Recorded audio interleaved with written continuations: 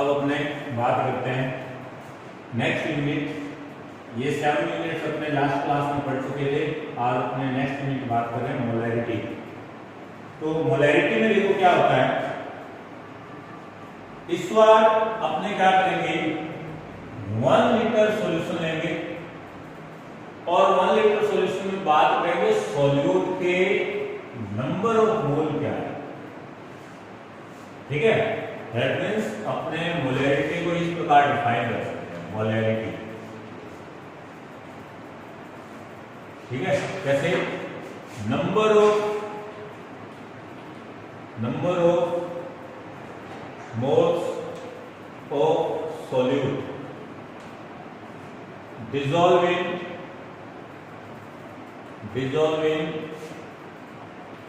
1 liter solution called molarity।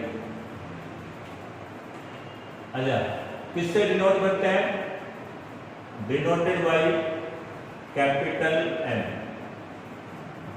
Capital M से denote. ठीक है, अच्छा मोलैरिटी क्या फॉर्मूला आया, मोलैरिटी फॉर्मूला हमारे पास आया number of mole of solute, है ना। तो यहां पे लिखेंगे number of moles of solute और इन 1 लीटर सॉल्यूशन क्या लिखेंगे, वॉल्यूम ऑफ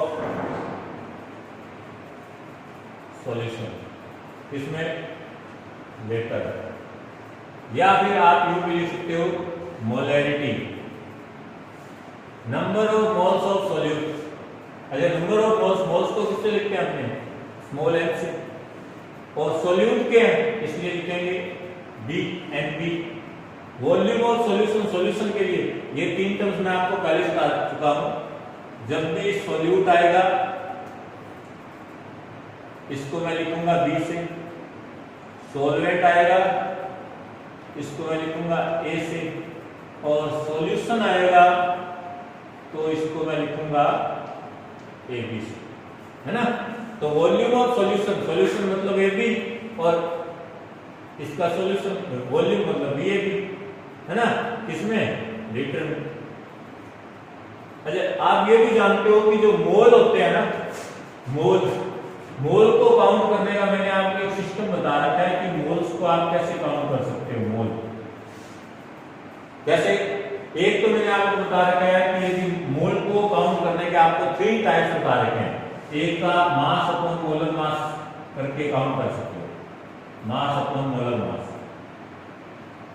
दूसरा आपको मोल को काउंट करने का तरीका मैंने आपको बता रखा है नंबर ऑफ पार्टिकल। जो भी मैटर दिया हुआ है उसके पार्टिकल के नंबर कितने हैं, number of particles upon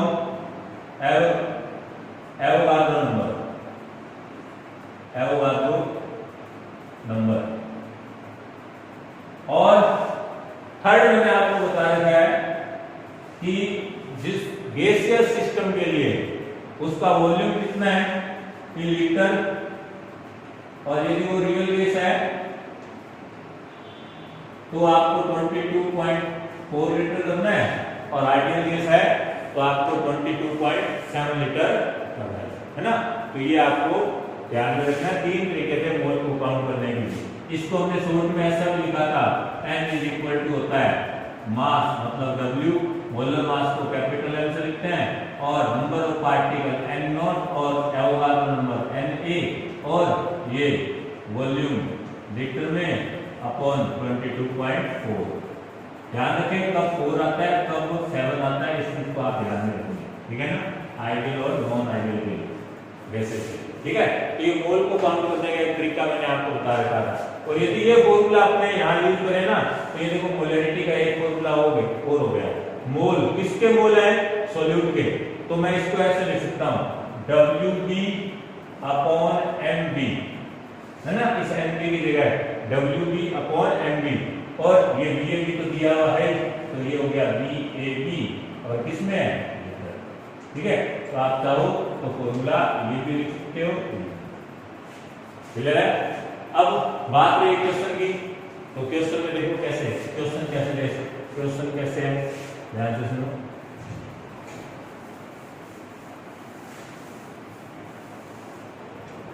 question में सुनो, मान लो मैंने ये कहा ये H2SO4 का सॉल्यूशन है, H2SO4 एक्वस का सॉल्यूशन है, ये एक्वस सॉल्यूशन है, और मैं आपको ये कहता हूं कि इस H2SO4 एक्वस सॉल्यूशन में मैंने आपको ये कहा कि इसका वॉल्यूम मैंने आपको बता दिया VAB, ये मैं आपको बताऊंगा, और इस वॉल्यूम में WH2SO4 मतलब इसका अमाउंट कितना है ये आपको मैं बता दूंगा, और आपको मुझे बताना है, आप मुझे ये बताओगे कि एक तो H2SO4 के मोल कितने हैं और वो भी कितने सॉल्यूशन में, ये जो बता रहा हूं वो भी कितने ही सॉल्यूशन के अंदर आपको ग्राम बताया जा रहा है, ये ध्यान रखिए। और दूसरा आपको ये बताना है कि इस सॉल्यूशन की मोलैरिटी, तो ये आपके पास दो क्वेश्चन है ना। मान लो मैंने पहले क्वेश्चन में ये कहा, फर्स्ट क्वेश्चन कि इन H2SO4 aqueous solution in 500 ml H2SO4 aqueous solution, if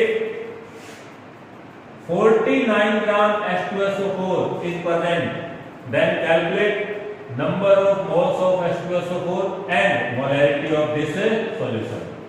ठीक है, अच्छा पहले नंबर ऑफ मोल्स H2SO4 क्या आपको पता है, 1 मोल इज इक्वल टू 98 ग्राम, ये है ना 98 ग्राम कैसे आता है ना, दो तो ये हो गया, सल्फर का 32 हो गया, और ये हो जाएगा ऑक्सीजन 16 ग्राम होता है, तो 4 से करोगे ओवरऑल आंसर 98, तो 1 मोल 98 ग्राम के इक्वल होता है ना। तो आपको दिया हुआ है 49 ग्राम, तो 49 ग्राम में मोल कितने हो गए, हाफ मोल हो गया है ना, तो हाफ मोल लिख दो या फिर लिख दो 0.5 है ना, तो मोल हो गया 1/2 मोल, ठीक है, या फिर 0.5। अच्छा मोलैरिटी देखते हैं कि क्या फॉर्मूला है मोलैरिटी का, क्या होता है हमें मोलैरिटी में देखो, 1 लीटर सॉल्यूशन में सॉल्यूट के मोल देखने हैं, तो जब 500 ml में हाफ मोल है तो 1000 ml में कितना हो जाएगा 1, तो ये आंसर आ गया 1 मोल पर लीटर है ना। सेकंड क्वेश्चन में मैंने ये कहा in 2000 ml H2SO4 aqueous solution, if 98 gram H2SO4 is present, then calculate number of moles present in 2000 ml solution and molarity of the solution। कैसे काम करें, अच्छा 98 ग्राम दिया हुआ है 2000 ml H2SO4 aqueous solution, तो 98 ग्राम किसके इक्वल था 1 मोल के, तो आंसर आ गया 1 मोल, क्लियर। H2SO4 के मोल तो है 1 मोल है। अब कह रहा है मोलैरिटी क्या है, तो मोलैरिटी क्या होती है, 1 लीटर सॉल्यूशन में मोल देखने हैं, 1 लीटर सॉल्यूशन में मोल देखने हैं। अच्छा इसका मीनिंग क्या है, इसका मीनिंग तो ये हो गया कि ये 2 लीटर है ना, तो जब 2 लीटर में 1 मोल है तो 1 लीटर में कितना होगा हाफ मोल, मतलब आंसर कितना आ जाएगा 1/2 या फिर लिखो 0.5 मोल पर लीटर। तो इस प्रकार से आप भले फॉर्मूला लगा के आंसर करो, कोई दिक्कत नहीं है, यही आंसर आने वाले हैं। जैसे मैं आपको देखो एक सेकंड वाला मैं आपको करके बता देता हूं, सेकंड क्वेश्चन मोलैरिटी इस फॉर्मूले से आपको करके बताता हूं, सेकंड वाला क्वेश्चन फॉर्मूले से आंसर निकालता हूं, यही आंसर आएगा। मोलैरिटी किसके इक्वल होता है, इक्वल है WB/MB into VAB। WB कितना ग्राम दे रखा है 98 ग्राम दे रखा है बटा MB मोलर मास, H2SO4 का मोलर मास कितना होता है 98 ग्राम। VAB लीटर में कितना है 2000 ml, मतलब 2 लीटर, लीटर में तो लेना है into 2 है ना, आपस में कट गया, कितना आ गया 1/2 या फिर 0.5 मोल, ठीक है। यही मैं आपको बार बार यही बात कह रहा हूं, जितनी भी ये यूनिट्स है ना फॉर्मूले की जरूरत ही नहीं होती है, यदि आपको ये यूनिट्स है समझ में आ रही है, और यूनिट समझ में तभी आएगी आप जो इससे ज्यादा क्वेश्चन है आप सोल्व करोगे। जितने ज्यादा क्वेश्चन आप सोल्व करोगे यूनिट अपने आपके दिमाग में माइंड में आपके क्लियर होती जाएगी, और फिर छोटे मोटे जो क्वेश्चन होंगे उनमें अपने को कैलकुलेशन करने की जरूरत नहीं होती है, डायरेक्ट आप आंसर भी बता सकते हो। ठीक है, नेक्स्ट यूनिट की बात करते हैं अपने।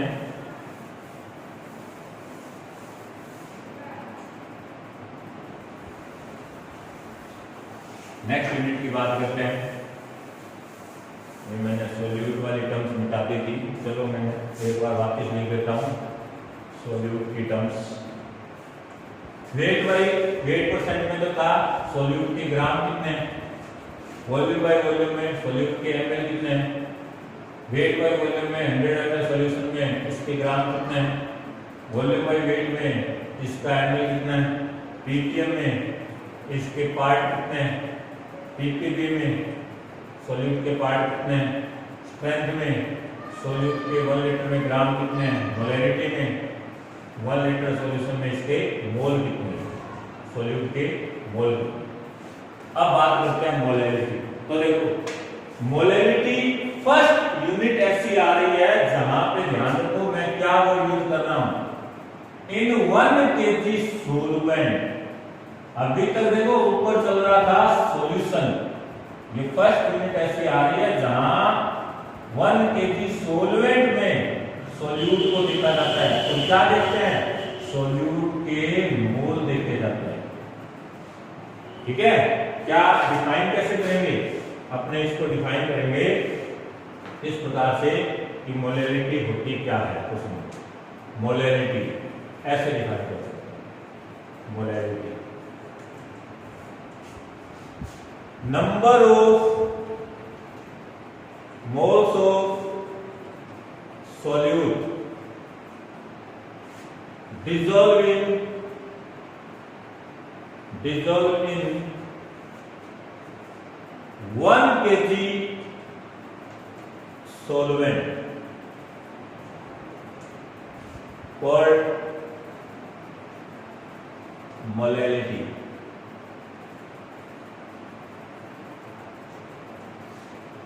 ठीक है, अच्छा ये मोलैरिटी है ना, इसके वर्ड, ये जो वर्ड है इसमें कई बार आपको एक डीमोलैरिटी वर्ड मिलेगा। एक्चुअली में मोलैरिटी को अपने काउंट करते हैं 25 डिग्री सेल्सियस पे, और जब मोलैरिटी 0 डिग्री सेल्सियस पे काउंट की जाती है ना तो इसी मोलैरिटी को डीमोलैरिटी कहा जाता है। तो ये थोड़ा सा डीमोलैरिटी वर्ड याद रखना, when molarity counts at 0 degree Celsius then it's known as demolarity. Molarity क्या लिखा हूं, नोट पे लिख लेना भले इस चीज को, एट 0 डिग्री सेल्सियस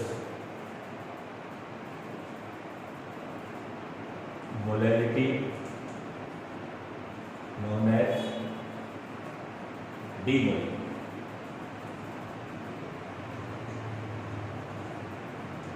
डीमोलैरिटी, ठीक है। नॉर्मल ये जितने भी कंसंट्रेशन टर्म्स है 25 डिग्री सेल्सियस पे इनका कैलकुलेशन होता है। चलो ध्यान रखो, क्या लिखेंगे, molarity denoted by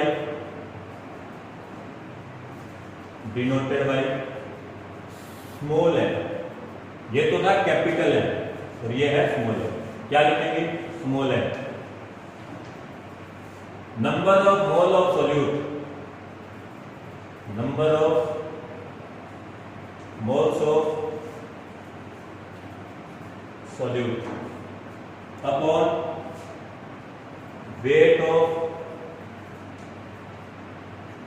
solvent in KG. क्या लिख सकता हूं, molarity is equal to number of moles of solute, moles को लिखते हैं n से, सोल्यूट को b से, weight of solvent KG, solvent को a से लिखते थे और इसका वेट तो WA इसमें केजी है ना। अभी हम पढ़ के आए हैं मोल किसके इक्वल होता है, मास अपॉन मोलर मास, तो WB upon MP into WA इसमें KG, है ना। तो ये ओवरऑल दो फॉर्मूले आ गए, तो ये हो गया और एक, ठीक है। तो ये आप काउंट करना। इससे रिलेटेड मैं आपको एक दो क्वेश्चन दे देता हूँ, सुनो।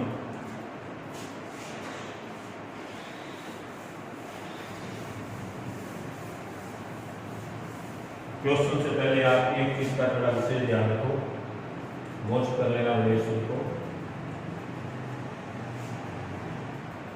डेंसिटी ऑफ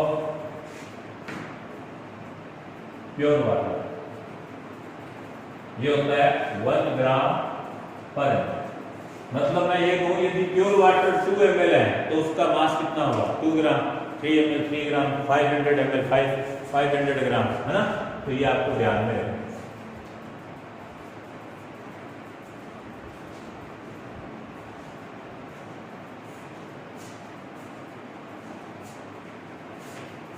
इनसे रिलेटेड कुछ क्वेश्चन करना। फर्स्ट क्वेश्चन है calculate number of moles in 500 ml pure water.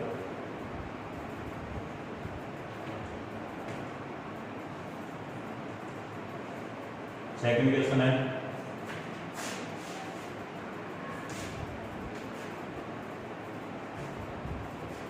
देखो, सेकंड क्वेश्चन है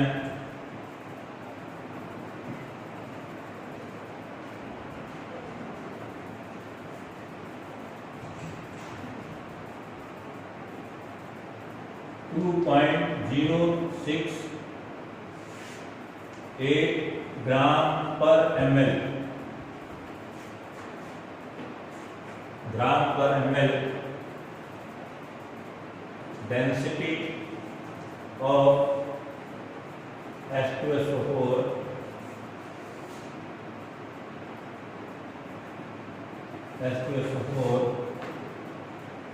aqueous solution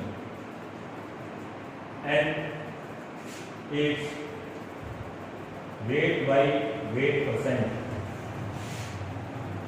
is 20%.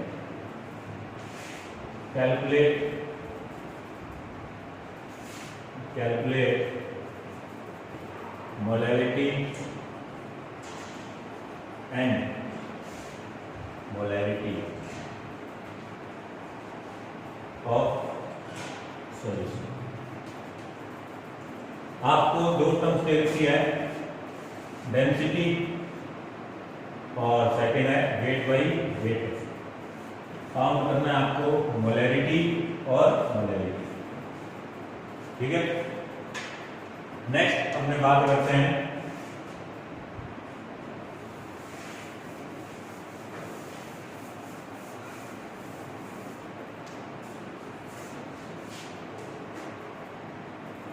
Mole fraction क्या होता है।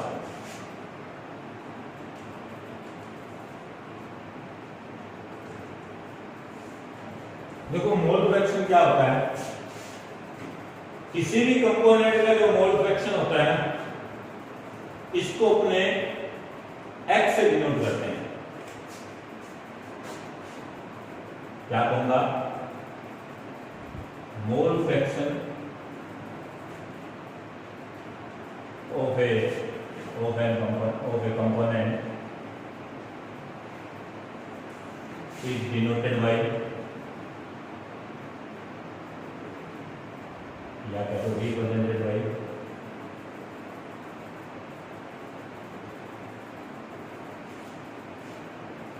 x component।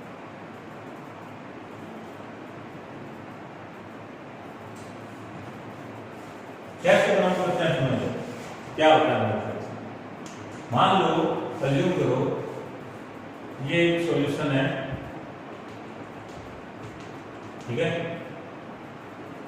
ए और सॉल्यूट है इसमें बी, है ना। तो इसमें 2 कंपोनेंट हो गए। कंपोनेंट कितने हो गए, कंपोनेंट ए एंड मैं ये कहूं कि ए कंपोनेंट का मोल फ्रैक्शन क्या होगा, मोल फ्रैक्शन ऑफ ए कंपोनेंट। अभी कहा मैंने मोल fraction of a component is represented by x component, है ना।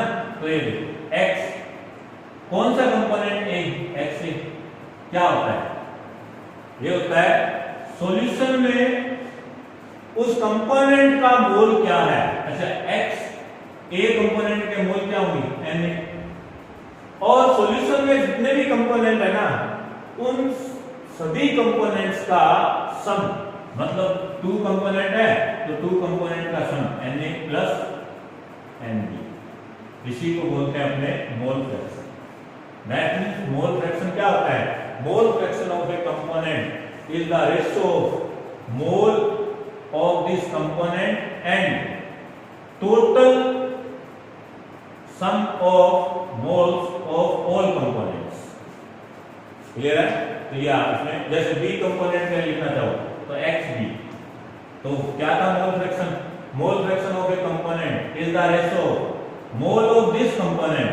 अच्छा, इस कंपोनेंट का मोल क्या होगा, N B, and the total mole of sum of mole of all component.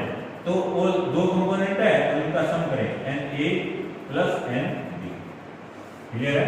तो ये हो गया मोल फ्रैक्शन। अच्छा, एक बात आपको याद रखनी है, ये हमेशा याद रखो, the sum of mole fraction of all component is always 1। Component कितने भी हो लेकिन मोल फ्रैक्शन का सम होगा ना वो हमेशा क्या रहेगा, 1।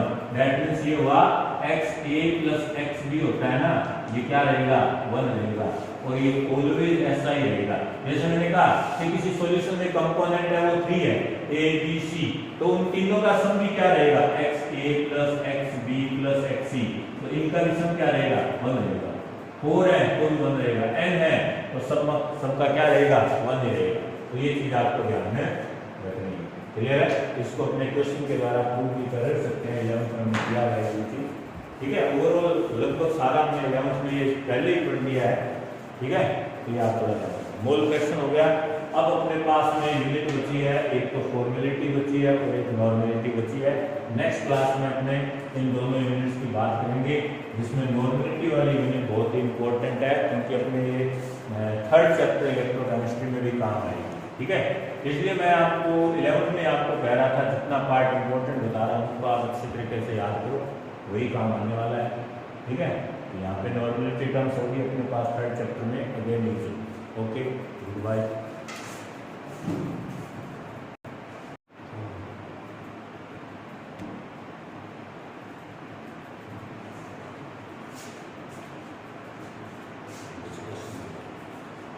हेलो फ्रेंड्स, तो ये जो टॉपिक अपना चल रहा था इससे रिलेटेड कुछ क्वेश्चंस आप और नोट करें।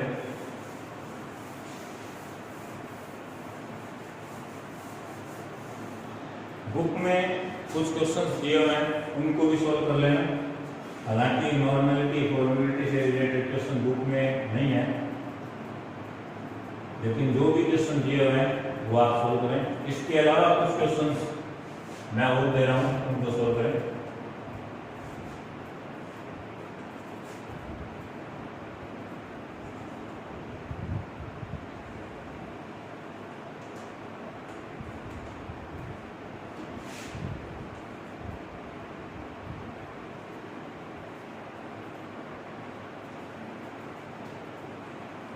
A solution of HCl aqueous having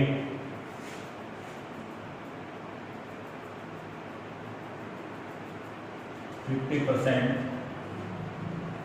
weight by weight percent,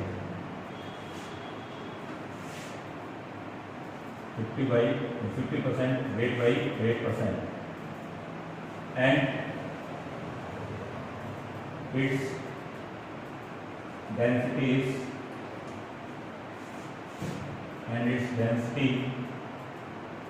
is 1.094 gram per ml. Calculate its molarity.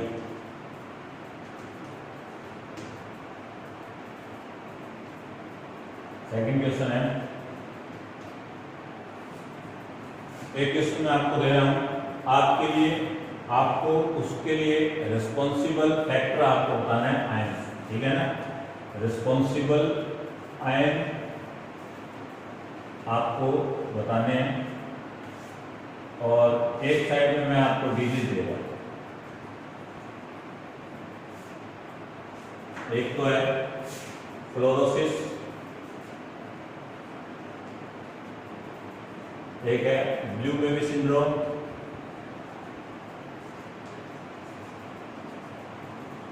और एक है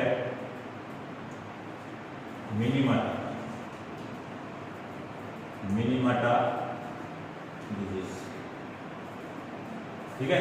अच्छा, ये जो है ना fluorosis, blue baby syndrome, मिनीमाटा disease, ये जिन आयंस जो आयन इन डिजीज के लिए रिस्पॉन्सिबल होते हैं, एक्चुअली में वो आयंस वाटर में बहुत ही कम होते हैं, ठीक है ना, या तो बहुत ही रेयर होते हैं। और जब आयंस वाटर में बहुत ही रेयर अमाउंट में होते हैं ना, at that time the concentration of these ions calculated in ppm and ppb terms, ठीक है। तो ये यूनिट्स है ना, ये यूनिट्स यूज ही कभी करते हैं, मतलब सॉल्यूट की अमाउंट बहुत कम होती है। आप कभी कभी वाटर वर्क्स में देखते हो, आप वाटर वर्क्स में आप देखा होगा, वहाँ पे लिखा होता है 14 ppm फ्लोराइड आयन, है ना, ऐसा।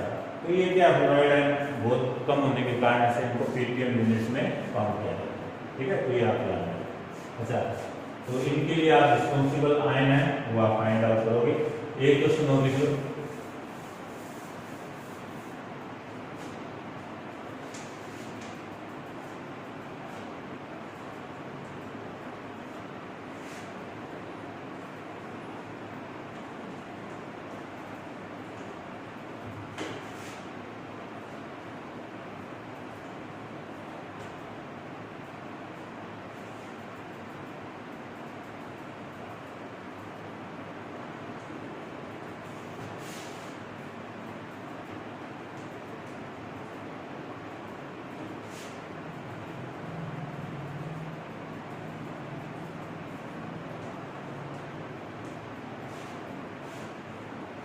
H2SO4 aqueous solution having 49 gram of H2SO4 in 500 ml solution.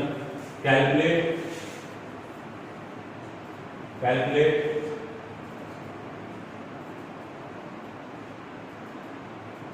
strength and molarity of solution.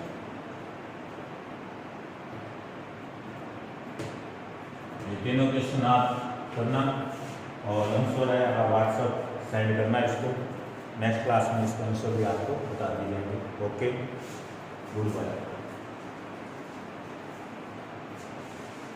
हम इसको